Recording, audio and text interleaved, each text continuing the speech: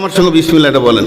বিসমিল্লাহির রহমানির রহিম। কাইফা তাকফুরুনা বিল্লাহি ওয়া কুনতুম আমওয়াতান ফাহিয়াকুম সুম্মা ইউমীতুকুম সুম্মা ইউহয়ীকুম সুম্মা ইলাইহি তুরজাউন। দেখেন কেমন কথা আল্লাহ বলছেন, তোমরা কেমন করে আল্লাহকে অস্বীকার করো, তোমরা কেমন করে আল্লাহকে অস্বীকার করো। আমার বয়স হচ্ছে 53, তাহলে 54 বছর আগে আমি কি ছিলাম, মৃত না জীবিত? জোরে বলেন। 54 বছর আগে আমি সূর্যের আলে, চাঁদের কিরণে, শাকে, সবজিতে, বিভিন্ন জায়গায় আমি ছিলাম। আমার আল্লাহ তাবারাক ওয়া তাআলা নিয়ত করলো যে আমি একজন নূর মোহাম্মদ বানাবো। 2টা মেশিন পৃথিবীতে রয়েছে, একটা মেশিনের নাম হলো নারী আর একটা মেশিনের নাম হলো পুরুষ। একই হাঁড়ির ভাত, একই গাছের ফল, একই শাক সবজি, একই পুকুরের মাছ, একই গরুর মাংস যখন নারীর পেটে ঢুকবে সেটাতে ব্লাড তৈরি হয়ে ডিম্বাণু তৈরি হবে। আবার ওইটাই যখন পুরুষের পেটে ঢুকবে ওটা তো রক্ত তৈরি হয়ে শুক্রাণু তৈরি হবে। ওই শুক্রাণু যখন ডিম্বাণুর কাছে পৌঁছে যাবে তখন আমার মতো একটা অস্তিত্বওয়ালা মানুষ হবে। তো আমার আল্লাহ বলছে, হে বেঈমানের দল, ওরে বেঈমানের দল, ওরে কাফেরের দল, ওরে বেঈমান নাস্তিকের দল, তোরা কেমন করে আমি আল্লাহকে অস্বীকার করিস? তোরা ছিলি অস্তিত্ব, তোদের কোনো অস্তিত্ব ছিল না, তোরা মৃত ছিলি। তোদেরকে আমি তিলে তিলে তিলে তিলে মায়ের পেটে জমা করে সুন্দর একটা পুতুল বানিয়ে তোদের ভিতরে আমি নাফস দিয়ে তোদেরকে জীবিত করলাম। তোমার যা বয়স তার থেকে বেশি বয়সে জালসা করছি। ও মাইকটা ভুল দেখছে, সব ওইখানে। এক মাইকম্যান বলছে জি এখানে শুয়ে যাচ্ছে, বলে তাও জানি না। 22 বছর জালসা করছি, ছেলের বয়স 18, আবার মাইক সোজা করতেছে আমার কাছে। জি না, এটা লিব না, ও এটাকে তুলবে। ঠিক না ভুল? এটা তুলতে এসেছিল, কিন্তু এটা নাকে লিব না, লাঞ্চে ক্ষতি হবে। ডাক্তারের সাথে কথা বলে বয়ান করছি। আর এইটা নিলে আমার লাঞ্চ 4 দিন বাঁচবে না। ভাই তুমি বইলে বেড়াও, আমি খাই। ব্যবসা রাতে দুজনেরই। তুমি মজা পাও না, তুমি গাধার মতো বইলে বেড়াও। মাইক আমি খাই, তোমার খালি বোয়ানো কাজ। কি হলো, হাসছো কেন? আবার একটা চায়ের দোকান কেন হলো? এরা কি পাপ করেছে? 1 কাপ চা খেতে দেবো না আমি কাউকে। যাও ভাও ভাও, আমি নিজে খাবো না, কাউকে খেতে কোথাও দিই না। এটা একদম বেয়াদবি। লোভনীয় জিনিস লুকিং খেতে হয়। এদিকে শুরু করতে আনবে আর ওইদিকে 4 জন এমনি।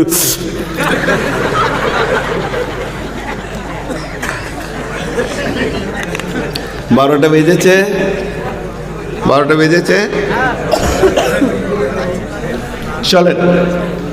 আল্লাহ তাবারাক ওয়া তাআলা বলছেন, তোদের কোনো অস্তিত্ব ছিল না, আমি তিলে তিলে তোদেরকে আমি অস্তিত্ব দিয়েছি। আত্মা একদিন দেহকে মৃত অবস্থায় দেখেছে।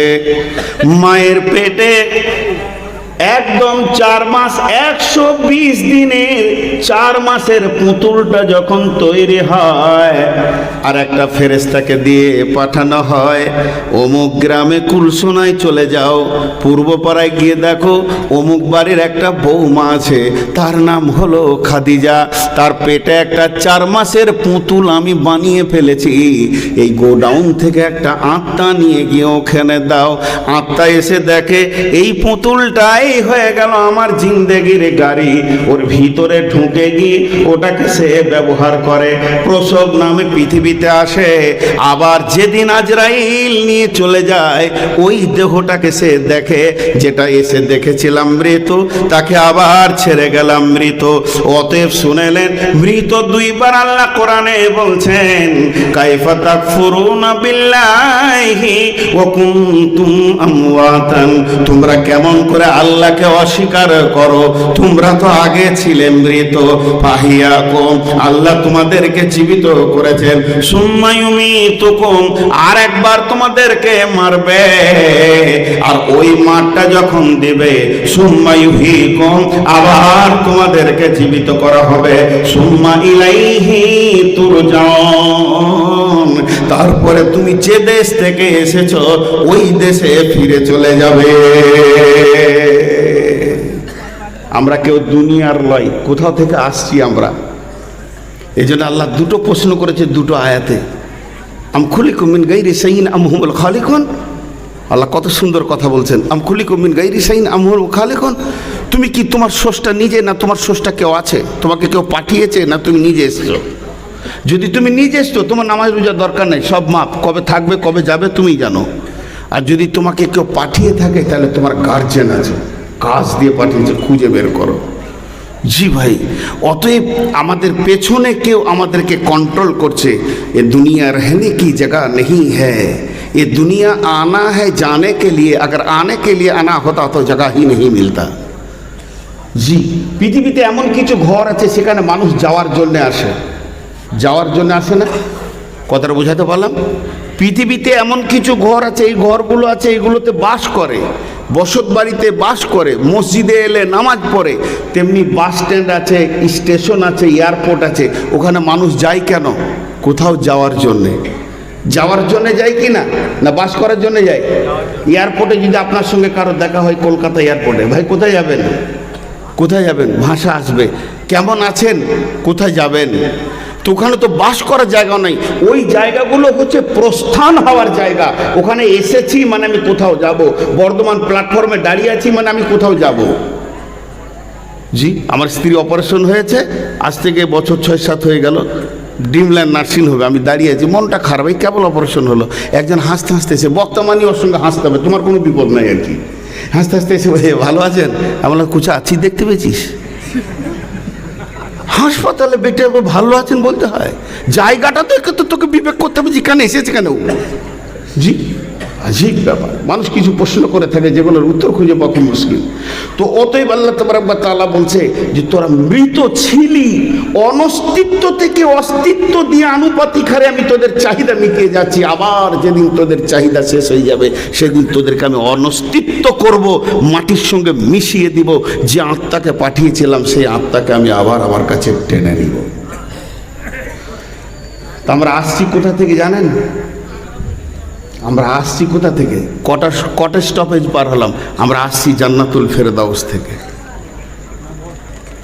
আমার বাড়ি পুবার, আপনার বাড়ি কুলসোনা। তো আমার ব্যাপারে কেউ জিজ্ঞেস করবেন ফিরবেন কখন? ফিরবেন কখন মানে নিজের গ্রামে যাবেন কখন? আর কুলসোনার লোককে আমি বলবো পুবার যাবেন কখন? ফিরবেন না যাবেন? যাবেন। তো যারা ওখান থেকে এসেছে আত্মা জগৎ থেকে, আবার সেই আল্লাহর কাছে যাওয়া মানে ফিরে যাওয়া। এর জন্য আল্লাহ বলেছেন কুল্লু নাফসিন যায়কাতুল মউত, প্রত্যেকটি প্রাণী মৃতকে চাটবে, তার স্বাদকে গ্রহণ করবে, তারপরে সুম্মা ইলাইনা তুরজাউন, এরপরে সে তার কাছে ফিরে চলে যাবে, যেখান থেকে এসেছিল সেখানে চলে যাবে। বাস, মৃত কোনো বস্তু নয়। মৃত আবার মৃতের প্রাণ আছে, হায়াতের প্রাণ আছে, দুটো প্রাণীর প্রাণ আছে। মৃতকে জবাই করা হবে, মুসলিম শরীফের হাদিস আছে, পরে বলছি। এখানে একটা ফিলোসফি বলবো, একটু ধৈর্য ধরে শুনবেন, নাহলে বুঝতে পারবেন না। মৃতের প্রাণ আছে, হায়াতের প্রাণ আছে। দেখেন, একটা খুব সূক্ষ্ম কথা বলবো। আমি বাংলাদেশে ঠাকুরগাঁয়ে কথাটা বলেছিলাম, তো একজন বড় মাপের মানুষ এসে বলছে, অনেক গভীর কথা পেলাম। বিসমিল্লাহির রহমানির রহিম। হাল আতা আলাল ইনসানি হিনুম মিনাদ দাহরি লাম ইয়াকুন শাইয়্যাম মাযকুরা। হাল আতা আলাল ইনসানি হিনুম মিনাদ দাহরি লাম ইয়াকুন শাইয়্যাম মাযকুরা। ইন্না খালাকনাল ইনসানা মিন নুতফাতিন আমসাজিন নাবতালিহি ফাজআলনাহু সামিয়াম বাসীরা। একটু পিছাতে থাকেন। আমাকে নিয়ে বলি, আমার বয়স এখন 53-54 বছর বয়সে কি ছিলাম না, মায়ের পেটে আমি ভ্রণ ছিলাম। তাহলে 55 বছর আগে আমি কি ছিলাম? ফল ফ্রুটের ভিতরে ছিলাম। 56 বছর আগে কি ছিলাম? অস্তিত্ব ছিল না, মা বাপের রক্তের ভিতরে আমি আসিনি। 60 বছর পূর্বে আমি কি ছিলাম তার খবর আমার আপনার কারো কাছে নাই। কিন্তু একটা হাদিসকে সামনে নিয়ে আসেন, এই আয়াতের মোকাবেলায় আমার আল্লাহ বলছেন, বিশ্ব নবী বলছেন যে এই পৃথিবী সৃষ্টি হওয়ার 50,000 বছর পূর্বে আমার রব আপনার আমার তকদিরকে লিখেছেন। তাহলে আমার কথাটাই ধরেন, আমি নূর মোহাম্মদের তকদিরটা কখন লেখা হয়েছে? তো পৃথিবী আমার মা নয়, আমার বাপ নয়, আমি নয়, হযরত আদম নয়, আসমান নয়, জমিন নয়, এই বিশ্ব ভূমণ্ডলটা আল্লাহ সৃষ্টি যেদিন করেন তার থেকে 50,000 বছর পূর্বে আমার তকদিরে লিখে দিয়েছেন 2023 সালে তুই মার্চ মাসের 9 তারিখে যাবি কুলসুনাতে, উঠবি রাত্রি 11:30-35, আর তুই খাবি কি সেটাও লিখে দিয়েছে। তার মানে চিন্তা করেন, আমার বাপ জানে না আমি কে, 60 বছর পূর্বে আমার মা জানে না, কিন্তু আমার আল্লাহ জানে। সেই দিন থেকে তিলে তিলে তিলে তিলে আল্লাহ এই পুরুষ আর এই মহিলার ক্রসে আমার মতো নূর মোহাম্মদকে আনছে। যে আমার আল্লাহ বলছে, তোকে কি জিকির করতে আমার মন যায় না? কতদিন তোকে আমি তোর ইতিহাসকে বাঁচিয়ে রেখেছি, তোকে কেউ চিনত না। যেদিন তুই পেটে প্রথম এলি সেদিন তোর মা জানতে পারলো আমার পেটে কোনো সোনা মানিক এসেছে। এরপরে তোর দ্বিতীয় নম্বর তোর বাপ জানলো, তোর বাপ জানলো, তোর মা জানলো। দুইজন জানার পর দুইটা ফ্যামিলি জানলো, তোর নানার বংশ জানলো, দাদার বংশ জানলো যে আমাদের নতুন কোনো একটা মানুষ পৃথিবীতে আসতে চলেছে। তখনও তোর ব্যাপারে প্রাইমারি স্কুলের হেডমাস্টার জানে না যে আমার একটা ছাত্র আসছে। তখনও পঞ্চায়েতের প্রধান জানে না একটা আধার কার্ড আবার নতুন বের করতে হবে। কেউ জানে না রেশন কার্ডের খবর, সরকার জানে না, আমার পাসপোর্ট আলাও আমার পাসপোর্ট অফিসারে জানে না। কিন্তু যেদিন পৃথিবীতে এলাম সেদিন পঞ্চায়েত জানলো। পঞ্চায়েত জানার পর আস্তে আস্তে 6 বছর যখন বয়স হলো, 5 বছর, তখন প্রাইমারি স্কুলের মাস্টার বলছে, হ্যাঁ রে তুই হয়েছিস বাবা, এতদিন সে খবর পেলে। এরপরে আমার বয়স যখন 14 বছর তখন মাদ্রাসাওয়ালা খবর পেলে। এরপরে আমি মৌলানা হলাম, তারপর আমাকে আবার পাগড়ি দেওয়া হলো। পাগড়ি দেওয়ার পর আমি আমার বয়স হলো, আমি আজকে মঞ্চে বসে বক্তব্য রাখছি। এটা কে জানতেন? কে জানতেন? কে জানতেন? আমার আল্লাহ আমার মা বাপের জানার আগে আরো পৃথিবী সৃষ্টির 50,000 বছর পূর্বে জানতেন। আজকে আমি বক্তব্য রাখবো এতগুলো লোকের সামনে। আমার আল্লাহ বলছে, তোকে কি শুকরিয়া করতে মন যায় না? আর একটা খবর তোরা শোন, ইন্না খালাকনাল ইনসানা মিন নুতফাতিন আমসাজিন নাবতালিহি ফাজআলনাহু সামিয়াম বাসীরা। ইশারায় বলবো, বুঝলেন? মা বোনেরা একটু খেয়াল করে শুনবেন, ছোট ছোট বাচ্চা রয়েছে, ইশারায় বলবো, একবার বলবো বুঝে নেবেন। বর্তমান বিজ্ঞানী বলছে একটা পুরুষ একবার স্খলন দেয়, একটা পুরুষ একবার স্খলন দেয় 60 কোটি পোকা। দুর্বল পুরুষ হলেও 40 কোটি পোকা দেয়। তাহলে আমি যে রাত্রিতে যদি একটা স্খলনে আমার বাপের যদি আমার মায়ের পেটে আমি এসেছি, তাহলে আমার সাথে আমার ভাই বোন কত ছিল? যদি 60 কোটি ধরেন তাহলে 59,99,999টা পোকা ভেসে চলে গেছে গোসলের পানিতে। তারা ড্রেনে নষ্ট হয়ে গেছে, তাদের আধার কার্ড হলো না, তাদের পাসপোর্ট হলো না।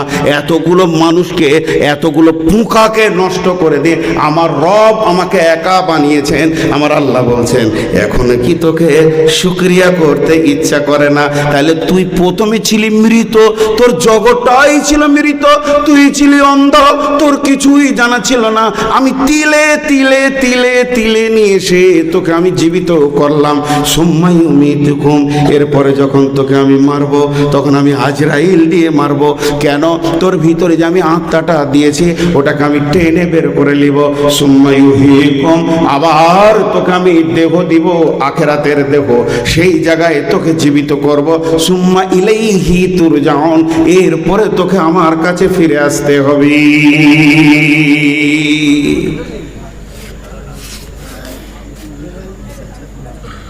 মৃত কয়বার হলো তাহলে?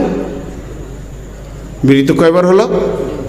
একবার মৃত্যু ছিলাম, জীবিত হয়েছি, আবার মরবো, তারপর জীবিত হব। তো মৃত্যু কয়বার? দুইবার। জীবিত কয়বার? এরা বুঝতে পারছে না মনে হয়। একটু সাউন্ড দেয় না, পানি খেতে হবে আমাকে, ওষুধ খুব পাওয়ারওয়ালা খায়, জি 4-5টা ওষুধ খেতে। তো আপনারা একবার করে মুখ খুলবেন, বিরক্ত লাগছে নাকি? মৃত দুইবার, জীবিত দুইবার, এই পর্যন্ত থাক। আবার একটা মজার জিনিস এখানে আসছে, সেটা হচ্ছে দেখেন, মৃত যে দুইবার কাফেররা স্বীকার করবে, কাফেররা স্বীকার করবে, এটা সূরা মুমিন আছে। কেমন? যখন ওদেরকে আযাব চারিদিকে ধরে দেখবে, চারিদিক থেকে কিয়ামতের মাঠে ঘেরাও চলছে, পাকড়াও চলছে, ঘর পাকড়া কর, একজনকে বেরোতে দিবি না। চারিদিক থেকে যখন ওয়াল মালাইকাতু সাফফান লা ইয়াতাকাল্লামুনা ইল্লা মান আযিনা লাহুর রহমান ওয়া ক্বালা সাওয়াবা, এইভাবে যখন ঘেরাঘুরি হয়েছে তখন ওরা চালাক সাজবে। চালাক বুঝেন তো? আপনারা চালাক বুঝেন কি না? আমি কারো একটা ভুল করেছি, তো ভুল করেছি, আপনার ছেলেটাকে এক চড় মেরে দিয়েছি কোনো কারণে, তো আমি যদি আপনার বাড়ির দরজায় আগিয়ে গিয়ে বলি, ভাই ওগো তোমার ছেলেটাকে এক চড় মেরে ফেলেছি, ভাই তুমি মাফ করে দিও, তো ওরা যা হয়ে গেছে, মাপ যখন দরজায় চাইতে আইছে তাহলে ওকে ছেড়ে দেওয়া যায় কি যায় না? এতগুলো লোক হ্যাঁ না বলছে না, কি আমি মরাকে বলছি নাকি রে বাবা? এটা হ্যাঁ না বলেন কমসে কম, আমার নাহলে জানটা চলে আছে, তারপরও চালাইছি। তা আপনারও যদি একটা হ্যাঁ না বলেন তো আর খানিক চলতে পারি। আজীব ব্যাপার, এতগুলো লোক কথা বলে না। তো তখন মনটা আমার একটা ফ্রি হবে যে যাক, মাপ চাইছে তো ওকে ছেড়ে দে।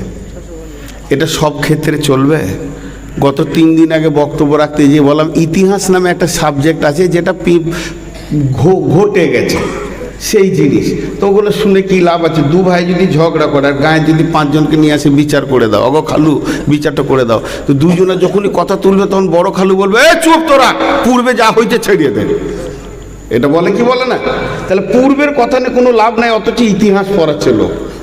কিন্তু ইতিহাসে 4টা গভীর সাবজেক্ট লুকিয়ে আছে, সেগুলো আমি এখন বলতে চাইছি না। তো সব ছেড়ে দিলে চলবে? আমি 2 লাখ টাকা ধার নেবো, যে 3 দিন পর আপনি চাইতে এসেছেন, না বলো যা ঘটে গেছে বলে আপনি চাইয়ে দেন, সব জায়গায় চলবে? হ্যাঁ, সব জায়গায় চলবে না। এর বেঈমানেরা আল্লাহর কাছে ওটা চালাতে যাবে, কি বলবে? বিসমিল্লাহির রহমানির রহিম।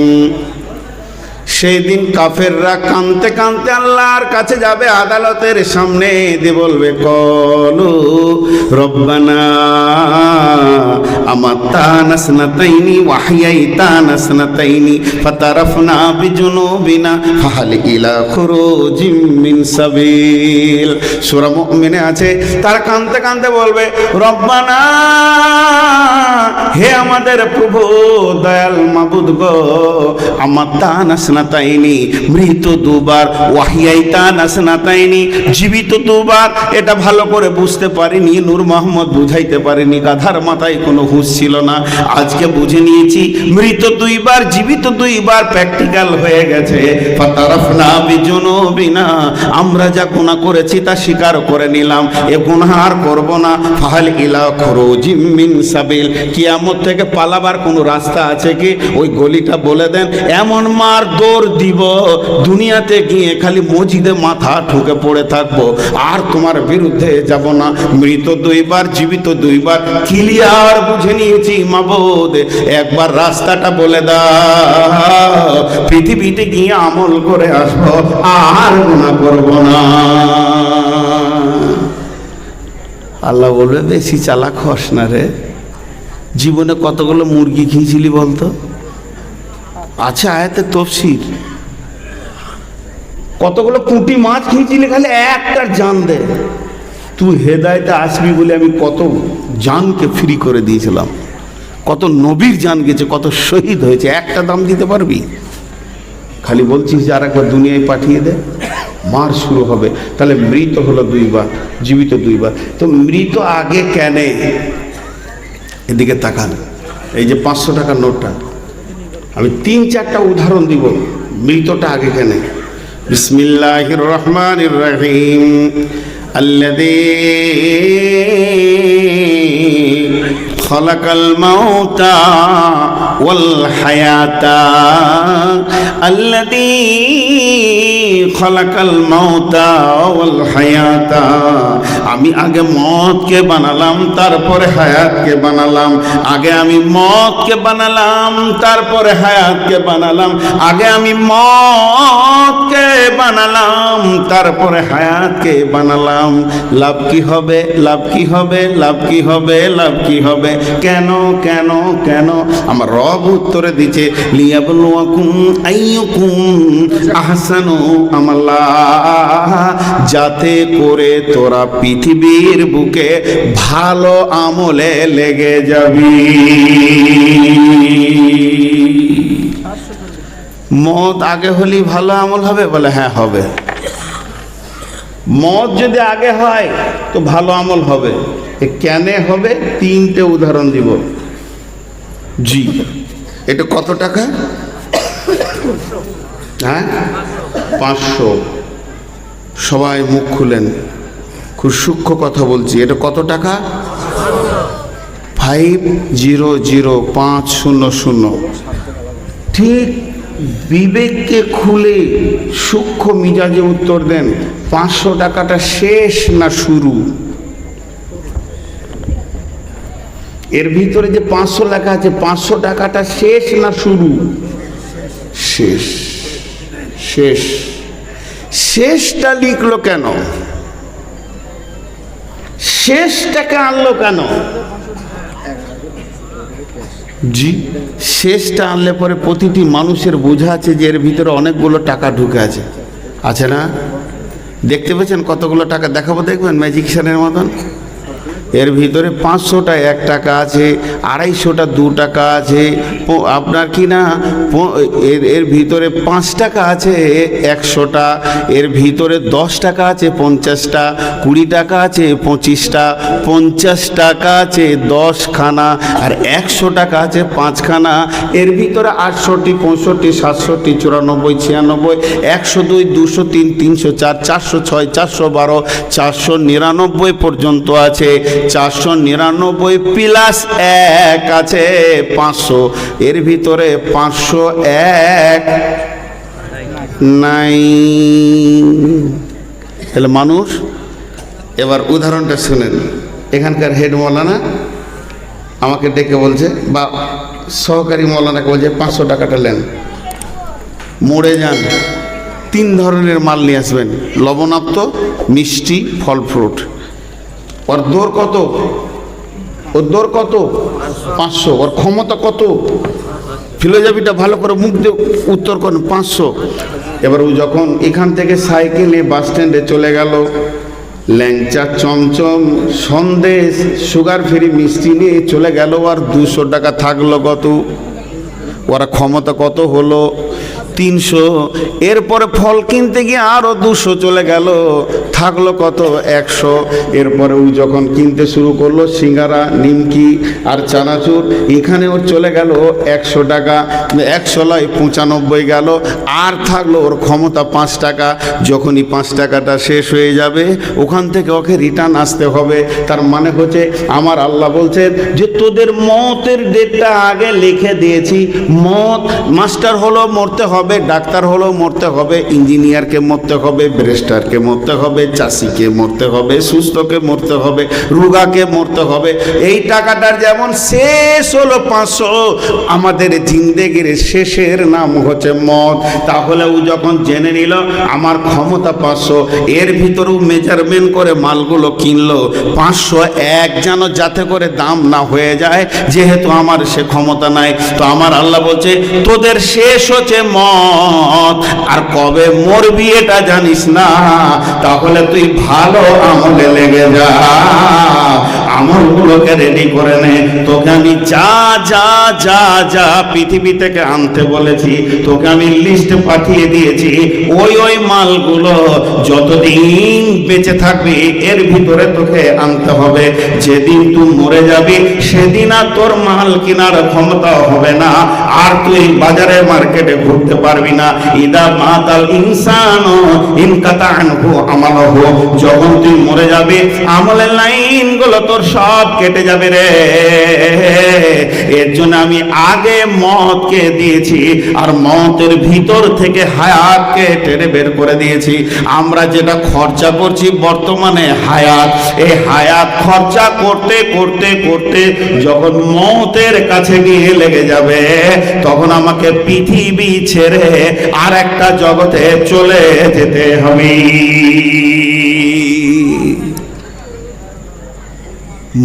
উল্টো দিকে কেমন লেখা থাকে? 3000 মিটার লেখা আছে। তাহলে 100 দিয়ে লিখবে, 100, 200, 300, 400, 500, 600, 700, 800 রোডের উপরে লেখা আছে যে কত মিটার রান করলাম। ওখানে 3000 মিটার আছে রানওয়েটা। তো যখন বিমানের পাইলট চালাবে গতি বাড়াবে, গতি বাড়াবে, উঠতেই হবে, মাটি ছাড়তেই হবে, গতি বাড়াবে। ওই 3001 হয়ে গেলে দেয়ালে ধাক্কা মারবে, বিল্ডিংয়ে ধাক্কা মারবে, শহরে ধাক্কা মারবে, তার আগে উঠতে হবে। তাহলে যদি 1 দিয়ে শুরু করে তাহলে পাইলটের ভুল হয়ে যেতে পারে যে আর কতটা আছে। ও যদি একবার মনে করে লেয় যে 4000 আছে রানওয়েটা, তাহলে বিপদ হয়ে যাবে। ওই জন্য উল্টো দিকে দেওয়া থাকে, শেষটা আগে দেওয়া থাকে 3000 কিলোমিটার, এরপরে থাকে কি 2900, 2800, 2700, মানে ওই যত যেছে তত তোর কমছে রে, তোর একের দিকে চলে আসে। তাড়াতাড়ি তুই প্লেনটাকে তোলার রেডি কর, তার মানে ওর বুঝতে সুবিধা হবে। এর জন্য উল্টো দিকে রানওয়েটা লেখা থাকে। ও শুরু করে 3000 থেকে, যখনই দেখলে 1000-এর ঘরে এসেছে তখনই মেশিনে করে দেয়, আর প্লেন ওপর দিকে তত্তর করে উঠতে শুরু করে দেয়। তার মানে ও বুঝতে পারে আর জায়গা নাই। তো আল্লাহ তাবারক ওয়া তাআলা বলছে তোরা প্লেনের থেকে গতিতে পৃথিবীতে ধরাপড়া করছিস, চলাফেরা করছিস, চাকরি বাকরি ব্যবসা বাণিজ্য নিয়ে তোদের গতি আরো বেশি, কিন্তু তোদের শেষ হলো মত। এটা ভেবে তোরা পৃথিবীতে চলাফেরা কর। ভেবে যখন চলাফেরা করবি তখন তোর দ্বারা ভালো আমল করাটা সম্ভব হবে। আর যখন তুই মতকে মনে না রাখবি তখন তোর ভালো আমল করা সম্ভব হবে না। আর একটা উদাহরণ দিব, 3টে দিব বলেছি। আপনার মেয়ে আমার ছেলে রাজি হয়ে গেছি, 2 ঘর 2 গার্জেন, দুজনেই ছেলে মেয়েও রাজি, বিয়ে হবে। এই বিয়ে হবে এই পর্যন্ত বলেছি। আপনি বলছেন হ্যাঁ হবে, আপনার মেয়েকে বউ বানাবো, আর আমিও বলছি আপনার ছেলেকে জামাই বানাবো। আচ্ছা হবে হবে, বাস 2 বংশ কবুল। কেনাকাটা চলবে, কেনাকাটা চলবে, ভোজের চলবে না। যেদিন ডেট হবে তারপরের দিন থেকে কেনাকাটা ধুম লেগে যাবে। আজকে 10 তারিখ, যখনই ডেট হয়ে গেল এপ্রিল মাসের 25 তারিখে বিয়ে, তখনই এবার সাজো সাজো সাজো সাজো, মানে লাস্ট দিনটা, যেদিন খেল, যেদিন মেন, যেদিন সব কিছু, যেদিন উৎসব, যেদিন খরচা, ওই দিনটা যখন তৈরি হয়ে যাবে তখন আপনার আমার সব তৈরি হবে। আরে প্যান্ডেল বল, ওইদিকে মায়েরাকে বলা, মিষ্টি কার কাছে করবি, কার কাছে কিস নিবি, এটাকে বলা, সোনাটা কর, এটা কর, ওটা কর, এটা হলো কি ওটা হলো, সব রেডি হতে থাকবে। কেন? যখন ডেট হবে। আল্লাহ বলছে তোদের মতের ডেটটা আগে লিখেছি, তারপরে তোর হায়াতটা লিখেছি, কারণ তুই পৃথিবীতে গিয়ে প্রস্তুতি নিবি। সামনে আসছে কবর, নামাজ পড়, রোজা রাখ, রেডি কর, সেই দিনের সেই দিন আমাকে পার হতে হবে, বাঁচতে হবে। এর জন্য মওতকে আগে। আল্লাহ তাবারাক ওয়া তাআলা নবী বলছেন, একটু আগে বলেছি মানুষ মরে না, আপনাদেরকে প্রমাণ করব মানুষ মরে না। বাপ ভাই আত্মীয় স্বজন দাদা দাদি নানা নানি সব যেন বেঁচে আছে, এখনই বুঝতে পারবেন। কিন্তু আল্লাহ তাবারাক ওয়া তাআলা নবী বলেছেন যে মওত হলো একটা পর্দা। আমি বলেছি কাপড়ের পর্দা। বিসমিল্লাহির রহমানির রহিম। আল্লাহু লা ইলাহা ইল্লাহু আল হাইয়ুল কাইয়্যুম লা তাখুযুহু সিনাতুন ওয়া লা নাওম له ما في السماوات وما في الأرض من ذا الذي يشفع عنده إلا بإذنه يعلم ما بين أيديهم وما خلفهم ولا يحيطون بشيء من علمه إلا بما شاء وسع كرسيه السماوات والأرض ولا يعوده حفظهما وهو العلي العظيم। সূরা এটা সূরা বাকারা। এই আয়াতটার নাম আয়াতুল কুরসি। এর বাংলা হবে আল্লাহর সিংহাসনের আয়াত। সিংহাসনের আয়াত। এই আয়াতটার ভিতরে 19 খানা সাবজেক্ট আছে। এর মানে এটা আল্লাহর সিংহাসনকে নিয়ে আল্লাহ বর্ণনা করেছেন, আল্লাহর ক্ষমতাকে নিয়ে আল্লাহ বর্ণনা করেছেন আয়াতটা। এই আয়াতটা গোটা কোরআনের মধ্যে আল্লাহর সিংহাসন সম্পর্কে বক্তব্য রেখেছেন। এই আয়াতটা এতটা গুরুত্ব আছে, কিন্তু আয়াতের ফজিলত বর্ণনা করতে গিয়ে বিশ্ব নবী বলেছেন যদি কোনো ব্যক্তি দিনে 5 বার কিংবা 7 বার, 5 বার কখন? ফরজ নামাজের পর সুন্নতের আগে, ফরজ নামাজের সালাম ফিরার পর সুন্নত পড়ার আগে, ফরজ নামাজের সালাম ফিরার পর সুন্নতের আগে। আর 7 বার বলা হয়েছে। একবার আসর পর ফজর পর যদি কেউ প্রতিদিন 7 বার কিংবা 5 বার পড়ে, ওই লোকটা কত দামি, ওই লোকটা আল্লাহর কাছে কত দামি। নবীজি বলছেন, রে আমার সাহাবীরা শোনো, ওই লোকটা আল্লাহর কাছাকাছি, একদম আল্লাহ ওকে দেখছেন। তিনি আলিমুন বিজাতিস সুদূর, তিনি আলিমুল গায়েব, তিনি সবকিছু দেখতে পান। তিনি সামিঈ, তিনি বাসীর, তিনি সবকিছু দেখতে পান। কিন্তু লোকটা আল্লাহকে দেখতে পেছে না। কেন পেছে না? ওর মাঝে একটা পর্দা রয়েছে রে। ওই পর্দাটার কারণে লোকটি আল্লাহকে দেখতে পেছে না। যেদিন পর্দাটা ছিঁড়ে যাবে, যেদিন পর্দাটা ফেটে যাবে, যেদিন পর্দাটা উড়ে যাবে, ওই দিন নিজের চোখে লোকটি আল্লাহকে দেখবে। তার মানে সাহাবীরা প্রশ্ন করলেন, ইয়া রাসূলুল্লাহ, সেই পর্দাটা কি? নবীজি বললেন, ওই পর্দাটাই হচ্ছে মওত। মওতকে আল্লাহর সঙ্গে দেখা দিতে দিচ্ছে না।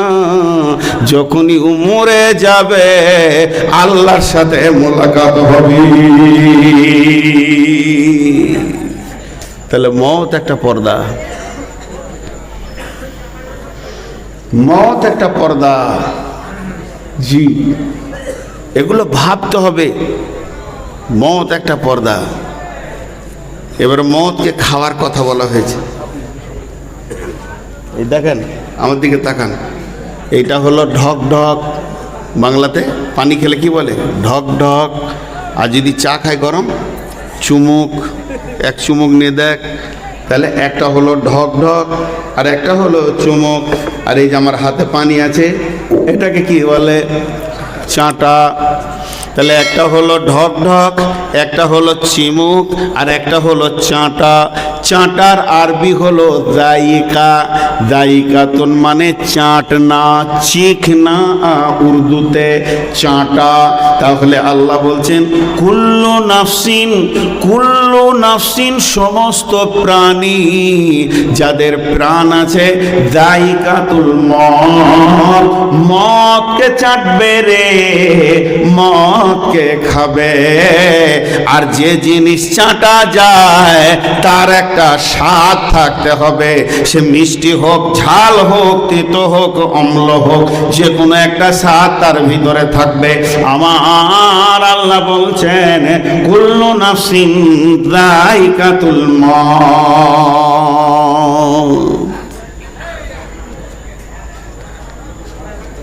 6-7 দিন আগে একটা বক্তব্যের বিষয় ছিল আমার সময়ের ওপরে 2 ঘন্টা বক্তব্য রেখেছি। সময় পৃথিবীতে সব থেকে বড় নিয়ামত হচ্ছে সময়। কিন্তু সময় এত স্পিড, কারোর জন্য থামে না।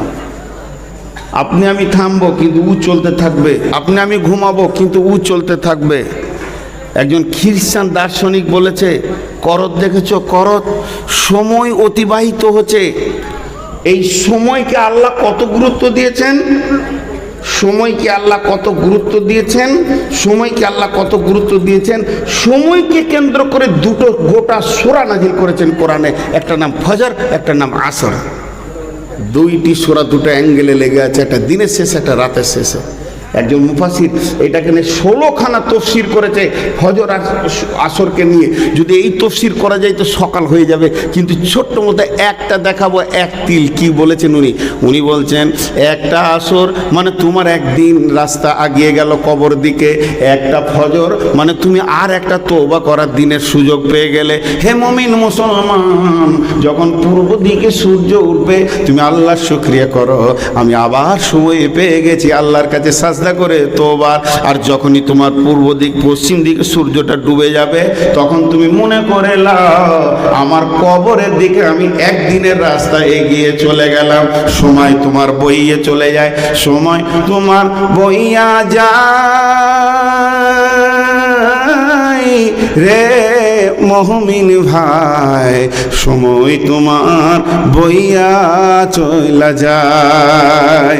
কামিনীর কোলেতে কাল ঘুমেতে রইলি পরে, এখনো কি তুই জাগলি না রে হায়, সময় তোমায় বইয়া চলে যায়।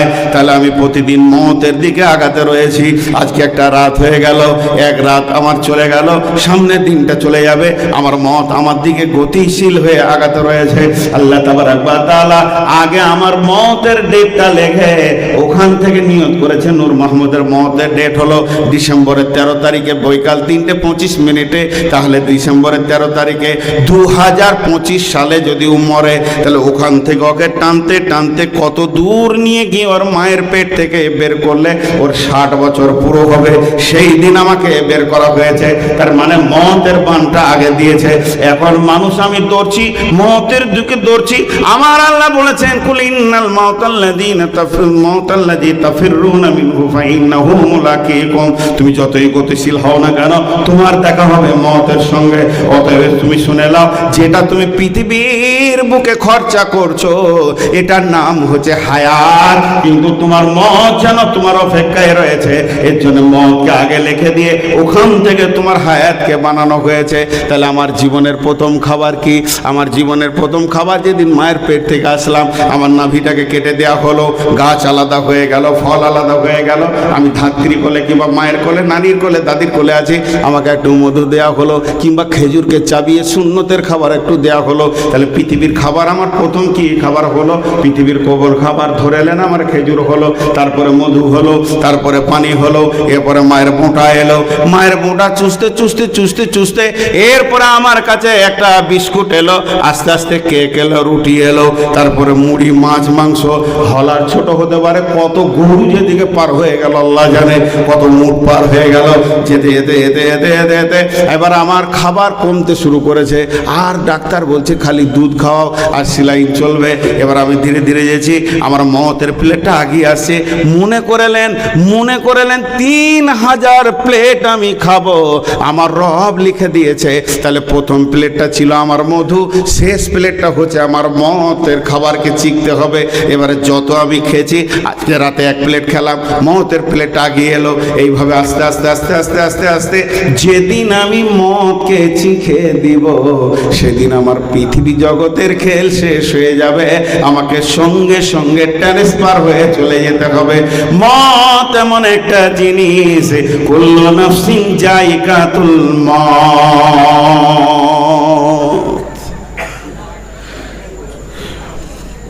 মওত হলো সুসংবাদ, মওত দুঃসংবাদ। মওতকে চাটতে হবে, মরবো না। বিশ্ব নবীকেও মরতে হয়েছে। বেঈমান হও, ইমানদার হও, নামাজি হও, বেনামাজি হও, মরতে হবে। মরবো না একজন বলেন, উঠে দেখি। মওতের স্বাদ গ্রহণ করতেই হবে। হাজি মওত কেমন? জি মদ মিষ্টি না মদ তেতো? কে বলবে? মদ মিষ্টি না মদ তেতো? এতগুলো লোক বলছে, তা আমরা তো কেউ তো খাই নাই, তো বলবো কি? ক্ষমতাই বলে জিজ্ঞেস করছে। একটা উদাহরণ দিই। 3 ভাই, 2 ভাই সুস্থ, আর এক ভাই 3 মাস জ্বরে পড়ে আছে, ভয়ানক একদম কালা জ্বর, পচানো জ্বরে ধরে, তোর মুখে কোনো মজাই নেই, 3 মাস পড়ে আছে। আর মা ঈদের দিন এরকম বাড়ির গাভীর দুধ, বাড়ির নিজস্ব ভালো একদম গোবর সারের চাষ করা সরু চাল, আর ঘরের গাছের নারকেল, আর বাড়ির মানে গাছের আখের গুড় দিয়ে সুন্দর করে একটা পায়েস বানিয়েছে মা। 2 বেটাতে খেতে বসেছে, সরাফ সরাফ করে 2 থালা মেরিয়ে দিলে। বলছে মা আর নাই, বলে খাও বাবা। মায়ের হাতের রাঁধা এর স্বাদ আলাদা। তো রুগাটা পড়ে আছে, ওকে সবাই মিলে বলছে 2 ভাই খা, ভাই খা, মায়ের হাতে রে, খেয়ে দেখ, মা মরে গেলে পাবি না রে, আফসোস করবি, খা। বহু কষ্ট করে মা বানিয়েছে। ওকে ধরে তুলে বসালে 1 চামচ দিয়ে যায়, বলেন মদ কি ওই পায়েসটা কি তেতো? পায়েসটা তেতো? কথা বলে না বন্ধুরা আমার। মদ ঠিক ওই রকম। মদ হলে এত মধুর খাবার। পৃথিবীর যত খাবারের স্বাদ আছে, ফল ফ্রুট, মাছ মাংস, শাক সবজি, সবকে যদি এক জায়গায় জমা করা যায়, আর ওই স্বাদগুলোকে যদি এক জায়গায় জমা করার কোনো ব্যবস্থা থাকে, যে স্বাদটা আপনি পাবেন, মদ তার থেকে লাখো কোটি গুণের স্বাদ, মজা। ওর থেকে মজা খাবার আর নাই। কিন্তু ঘটনা হচ্ছে, পৃথিবীর যত খাবার আছে, যখনই খেয়ে নেবেন, ওর রেজাল্ট হবে পায়খানা। আর মদকে যদি খান, ওর রেজাল্ট হবে আল্লাহর মোলাকাত। তাহলে মদের মতো ভালো খাবার আর নাই। এমন একটা খাবার খাবেন তো আল্লাহর সঙ্গে দেখা হবে। কিন্তু যে শরীরে জ্বর আছে, যে শরীরে জ্বর আছে, তাকে দুধ ক্ষীরে আপনার কিনা পায়েসের মজা লাগলো না, তেতো লাগলো। ওই যে দুধটা, দই দুধটা আর ওই চালটার গুড়টা কিন্তু তেতো নয়। আসল কথা, ওর শরীরটাকে জ্বরে এমন করে পচিয়ে দিয়েছে, ওর জীবের স্বাদকে সরিয়ে দিয়েছে। এর জন্য এত মিষ্টি জিনিস ওকে তেতো লাগছে। তার মানে যে শরীরের ভিতরে পাপ জর্জরিত হয়ে আছে, যে শরীরের ভিতরে পাপে জর্জরিত হয়ে গেছে, তাকেই মদ তেতো লাগবে। আর যার শরীরে পাপ নাই, তাকে মদ মিষ্টি লাগবে। আজাও আজাও। মদকে ডেকেছে ইমাম বুখারী আলাইহি রাহমা, কৌশল করে চেয়ে নিয়েছেন। ফজরের সালাতের আগে তাহাজ্জুদে কাঁদছে, আল্লাহ এই পৃথিবীটা তোমার বেঈমানদের জন্য প্রশস্ত হয়ে গেছে, আমি মোহাম্মদ বিন ইসমাইলের জন্য অতি সংকীর্ণ হয়ে গেছে। ও দয়াল মাবুদ গো, পৃথিবীর স্বাদ আর ভালো লাগছে না, এ গোলামকে তুমি তোমার কাছে করে নাও। আমার মন চাইছে এখন আমি তোমার কাছে চলে যাব। ফজরের পরে পরে দোয়া কবুল হয়ে গেল। ইমাম বুখারী আলাইহি রাহমা পৃথিবী থেকে আল্লাহর কাছে চলে গেলেন। তাদের কাছে মতের স্বাদ অতি মিষ্টি ছিল বন্ধুরে। এর জন্য আল্লাহ বলছেন যে তোমরা যদি প্রকৃত ঈমানদার হও, ফাতামান্নাউল মাউতা ইন কুনতুম সাদিকিন, তোমরা যদি প্রকৃত ঈমানদার হও, তো আমি রবের কাছে যা আছে সব কিছু চাওয়া যাবে। আমার রবের কাছে যা আছে আপনার চাওয়া যাবে। তো আমার কাছে মত রয়েছে, এটা তোমার প্রয়োজন হলে তুমি কৌশল করে চেলাও। হযরতে উমর বলতেন, আল্লাহুম্মা শাহাদাতে ফি সাবিলিক ওয়াজআল ফিল বালাদি রাসূলিক। এ আল্লাহ, তুমি আমাকে শহীদের মত দাও এবং তোমার রসুলের শহরে দাও। অতএব মতের ক্যাটালগ চাওয়া যায়, আর আনন্দ ইমানের পরিপূর্ণতা এই মত আল্লাহর কাছ থেকে নেওয়া যায়। কিন্তু দুঃখ করে রাগ করে কেউ যদি মতকে চেয়ে গুনাহ হবে। আপনার হায়াত মতের মালিক আল্লাহ, সে যতদিন ইচ্ছা রাখবে আবদারের উপরে আল্লাহর কাছে চাওয়া যায়। যেহেতু আল্লাহ বলছে ফাতামান্নাল মাতা ইন কুনতুম সাদিকিন, ইহুদিদেরকে বলেছেন মত এমন একটা জিনিস। লালন ফকির কি বলছে? লালন ফকির খাঁচার ভিতর অহচিনি পাখি, পাখি কেমনে আসে যায় খাঁচার ভিতর। অচিনে পাখি, পাখি কেমনে আসে যায়। চিন্তাম যদি পাখি রে মোর, আমি বেড়ি দি তাহাম পাখির পায়, পাখি কেমনে আসে যায়। আর কুষ্টিয়ার মঈনুদ্দিন চিশতি কি বলছে? আমাদের কালুর তো কি বাস করছে গো কাছি। কে বলে মানুষ মরে, বুঝলাম না ব্যাপার, ওরা বুঝি আসছে না। কে বলে মানুষ মরে, আমি বুঝলাম না ব্যাপার। মরলে মানুষ বিচার হবে কার? কে বলে মানুষ মরে, আমি বুঝলাম না ব্যাপার। হায়াত মত পঞ্চ আত্মা পঞ্চ ঋষি বাস করে দেহের মাঝার। হায়াত মত নামে তিনি চালানছে কারবার। কে বলে মানুষ মরে, আমি বুঝলাম না ব্যাপার। আব্দুল আলিম কি বলছে? পরের জায়গা পরের জমি ঘর বানায় আমি রই, আমি তো সে ঘরের মালিক নই। যে ঘরে আমি বাস করছি এ ঘরের মালিক আমি নয়। এই ঘরের মালিক যে, সে যেদিন বের করে দেবে সেদিন চলে যেতে হবে। পরের জমি পরের জায়গা ঘর বানায় আমি রই, আমি তো সে ঘরের মালিক নয়। বন্ধুরা আমার, অতএব শুনেলেন মানুষ কোনোদিন মরে না, মানুষ ট্রান্সফার হয়। আপনাদের মঙ্গলকোট থানা নাকি? মঙ্গলকোট থানা বড়বাবু দেখা গেল 3 মাস পর কাটোয়া থানায় চলে গেছে। কাটোয়া থানার বড়বাবু আবার আউস গ্রামে চলে গেছে, ওখানকার বড়বাবু গলসিতে চলে গেছে। এর নাম ট্রান্সফার। তো আত্মা ট্রান্সফার হয়। আত্মা ছিল আলামে আর ওয়াতে, আত্মা এসেছে দেহের ভিতরে। এই আত্মা চলে যাবে, আবার আজরাইল নিয়ে চলে যাবে আল্লাহর কাছে, দেহকে ছেড়ে চলে যাবে। এর জন্যে মানুষ মরেছে বলা যাবে না। আত্মাটা মানুষ, দেহটা মানুষ নয়। দেহকে মানুষ বলা যাবে না, আত্মাটা হলো মানুষ। নূর মোহাম্মদ কার নাম? আমার দেহের নাম নয়, আমার আত্মার নাম নূর মোহাম্মদ। তার কারণ হচ্ছে আমি যখন গাড়িতে থাকবো, 5 জন যদি একসঙ্গে অ্যাক্সিডেন্ট হয়ে মারা যায়, আর আপনারা যদি গোসল দেওয়ার জন্য রেডি হয়ে যান, তখন বলবেন নূর মোহাম্মদের লাশটা নিয়ে আই, নূর মোহাম্মদের লাশটা নিয়ে আই। তাহলে এটা হলো সেলিমের গিলাস। সেলিমের গিলাস তার মানে সেলিম একজন আছে, গিলাসটা তার।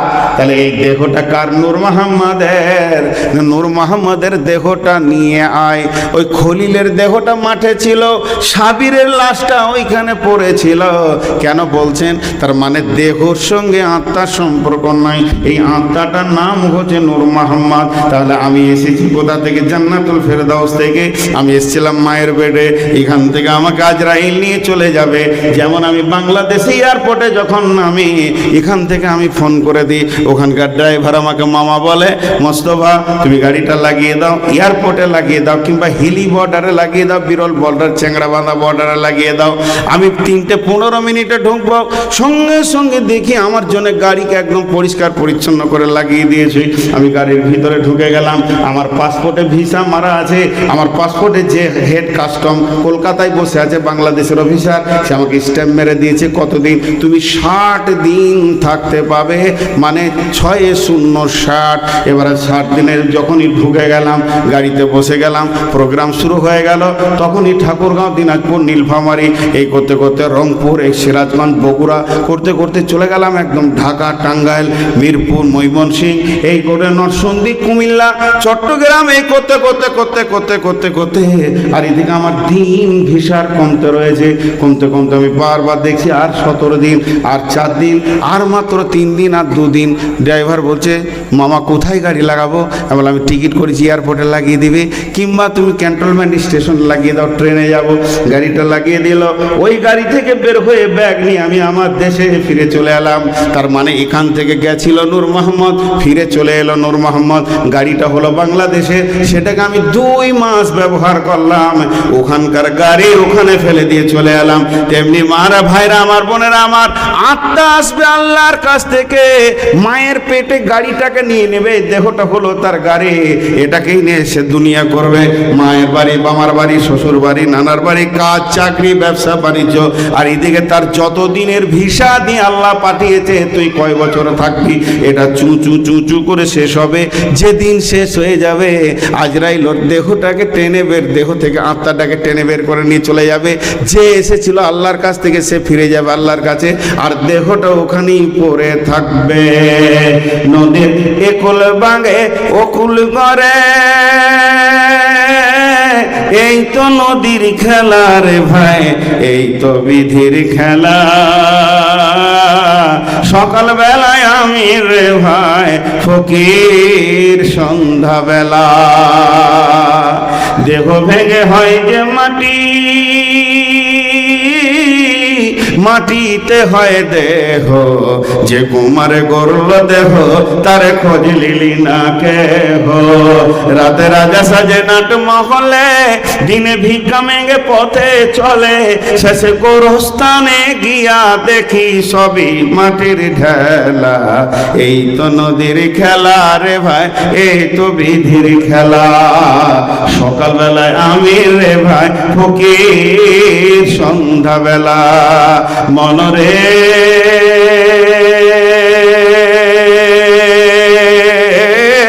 কখন তুমি হও উদাসী, শাহান সারো বেশে, আবার দেখি হও কয়েদি, লইয়া কাফন ভেসে।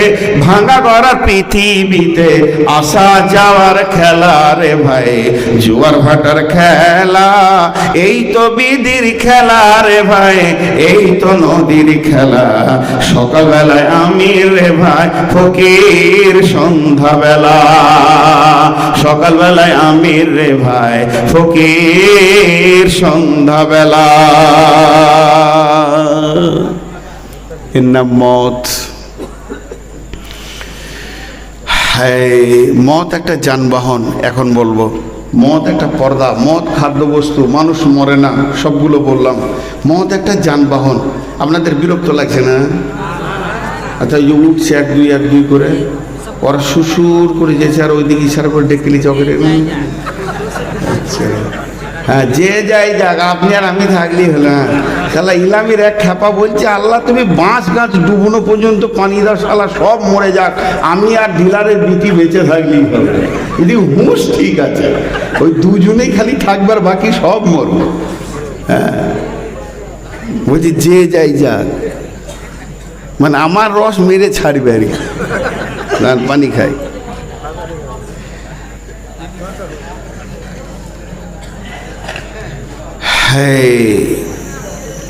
এটা ইহুদি একটা গোষ্ঠী আছে, ইহুদি গোষ্ঠী, খুব ভালো করে শোনেন। আল্লাহ রসুলকে এসে বলছে, ওই আল্লাহর দুশ্মন। কথাটা কত উল্টো বলছে দেখেন। ইহুদি আল্লাহ রসুলকে বলছে, ওই আল্লাহর দুশ্মন, তুই আল্লাহর দুশ্মন, আমরা আল্লাহর বন্ধু। বুঝতে পেরেছেন? আল্লাহ রসুলকে বলছে তুই আল্লাহর দুশ্মন, আমরা আল্লাহর বন্ধু। কথাটা উল্টা বলছে না ঠিক বলছে?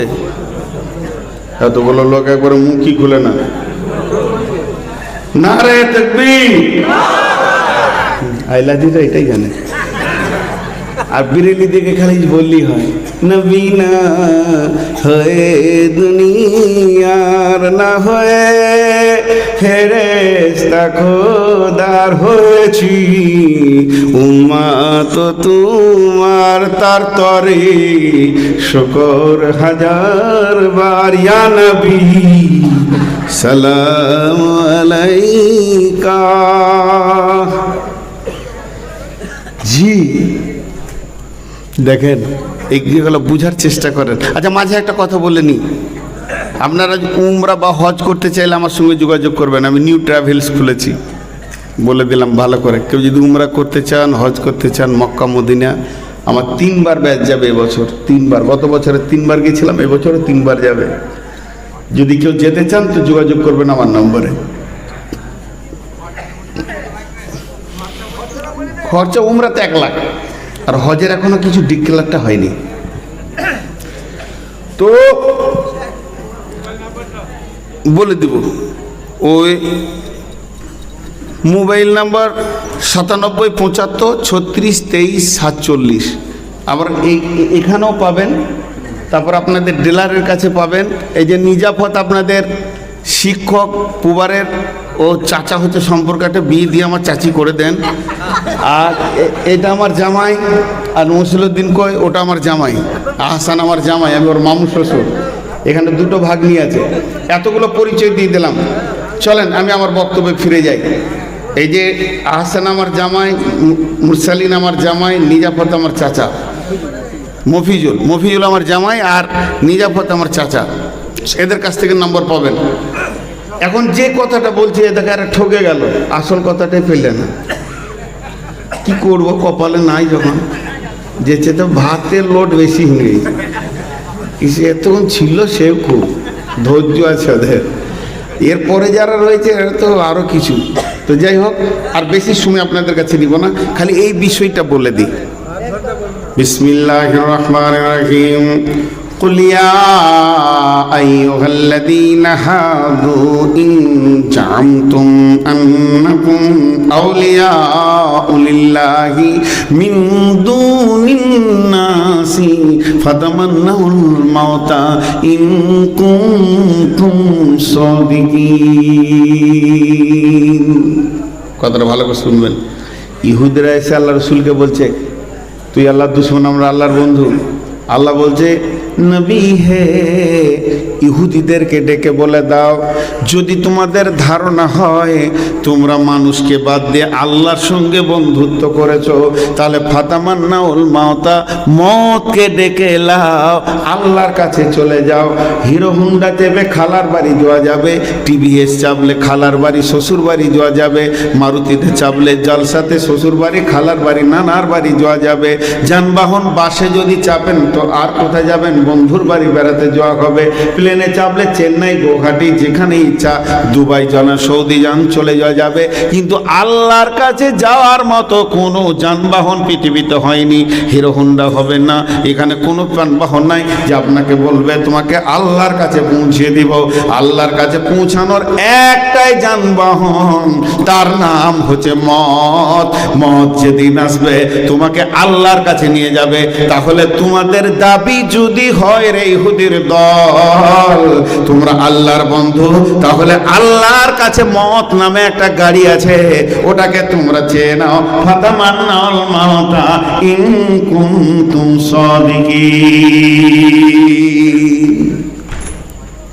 আমি দিনাজপুরে জালসা করতে করতে বলছি সুসংবাদ, সুসংবাদ, সুসংবাদ।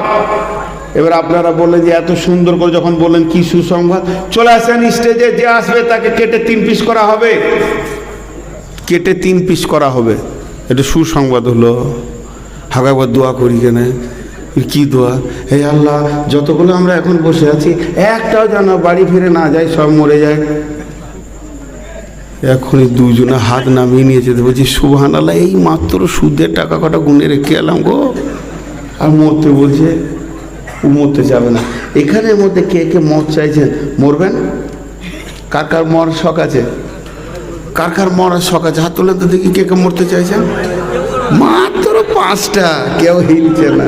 আল্লাহ তাবারাক ওয়া তাআলা বলছেন যে শুনেলে ওয়ালা ইয়াতামান্নাউনাহু আবাদাম বিমা কদ্দামাত আইদিহিম ওয়াল্লাহু আলিমুম বিয-যালিমিন।